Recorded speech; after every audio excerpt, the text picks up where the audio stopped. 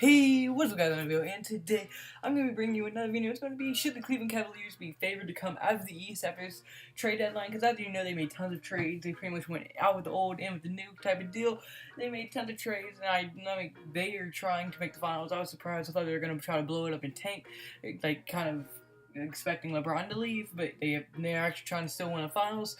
So I mean, kudos to them, and it's cool to see. So yeah, and without further ado, without me running on too much, let's get right into this video.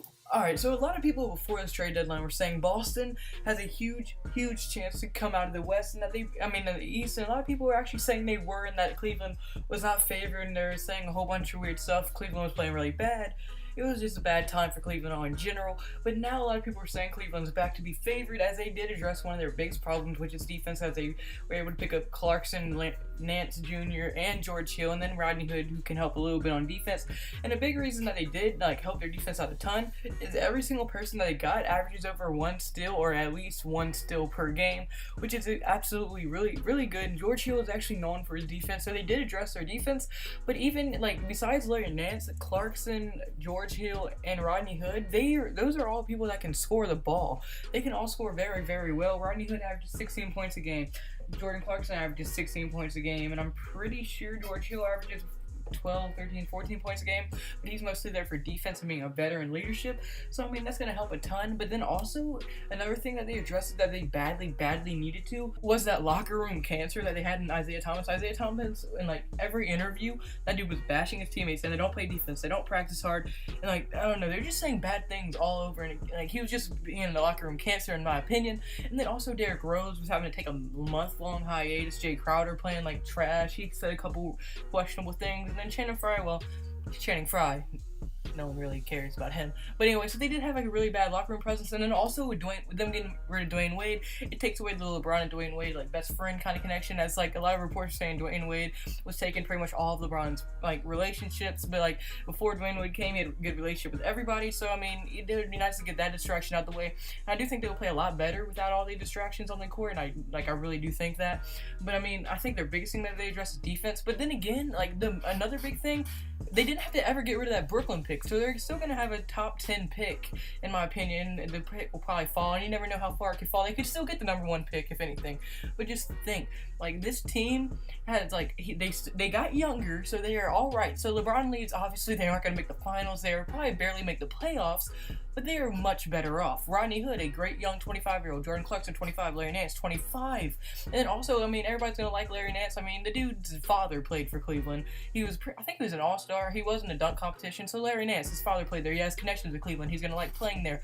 I think everybody's going to like playing there. And since they're all younger, no one's going to try to overtake LeBron. Isaiah Thomas was trying to be the leader of Cleveland, but I don't think anyone's going to try to be the leader of Cleveland as they got so young. Rodney Hood, he's too young. Clarkson's young. George Hill knows his spot. He's a veteran.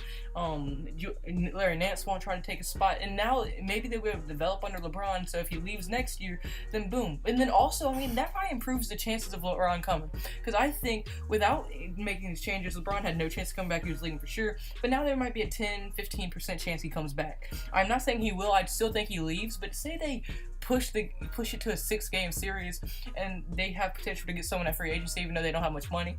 But maybe the GM promises they would trade for some really good people, or they have something in the background works.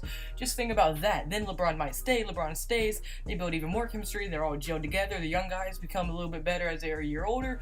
You can only go up from here. I mean, I think they did win out of all these trades. And then, I mean, I think their biggest pickup is definitely Rodney Hood. This dude has a chance to be a future All-Star. He's only 25 years old, 4th year in the league. He's averaging 16 points a game. And a huge thing, they all average over 1 steal per game, which is going to be absolutely huge. I think they'll probably go up to 15th in ranked defense. They're probably in that top 15 finally.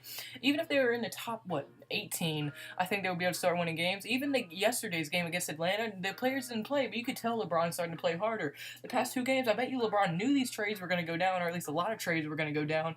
So he's playing really hard. He averaged a triple-double and had a buzzer beater. Then this week, just against Atlanta, yes, of course, it's Atlanta, but the dude had another triple-double, had 16 assists, 10 rebounds, and 20-something points. He went off. He was a beast.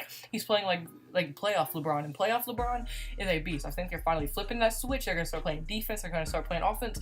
And then you also have to think, all right, Larry Nance will probably start at power forward, but then when Kevin Love comes back, just look at that bench. So their starting lineup would be George Hill, probably Rodney Hood for the playoffs, by the way, because they already came out. But I think the playoffs is what they're starting lineup from. George Hill, Rodney Hood, LeBron, Kevin Love, and Tristan Thompson. Their bench: Jordan Clarkson, Larry Nance Jr., Kyle Korver, and they have and Jose Calderon, who can play defense and is a good veteran point guard. That's a really good bench to have. That's pretty much a big three that can start on a lot of teams off your bench. So that's going to be huge. I don't think they can beat Golden State, but I think they'll win 1 or 2 games, maybe 3. They might force a game 7. You never know. It depends how well they gel. I don't think George Hill will gel very nicely. It depends how those nice people gel, because they might be trying to like play hard and prove themselves. Like George Hill knows his spot, but they might be trying to prove themselves, and all they need to do is all play their game, and I think they will be really work out really, really good. But yeah, for the question, do I think they can make the finals? I definitely think they could make the finals. I mean, with this lineup, they should, because like now at least George Hill can at least slow down Kyrie. He obviously can't clamp him up, but he can definitely slow him down. Rodney Hood, he can play some defense. He's still young and he's built like a good defender, so I'm sure he could develop defense. And I mean, even shooting, averaging 16 points a game, boom, that's huge. And obviously LeBron against Jason Tatum. LeBron can shut Jason Tatum down, and Jason Tatum's not going to be able to handle LeBron as a rookie, especially. And then I mean, Kevin Love, once he comes back, telling how good he's going to be. I mean, he has on and off nights, so I mean, he just needs 2 or 3 on nights against Celtics, and then boom, those are wins. And then at center, I mean, Tristan Thompson, he has his nights. He's mostly just an average center at best. So I mean, I do think they can make the finals, but do I think they could beat the Warriors in the finals? No. Do I think they could beat Houston in the finals? Probably go to game 7, but Houston would probably take it. And then, I mean, if OKC makes the finals, I think they would have a chance. I'm not saying they would win, but yeah, I do think they will make the finals. So yeah, but unfortunately that's going to be it for this video. So if you agree with me, do you think this team could make the finals? Do you think they should be favored for the finals?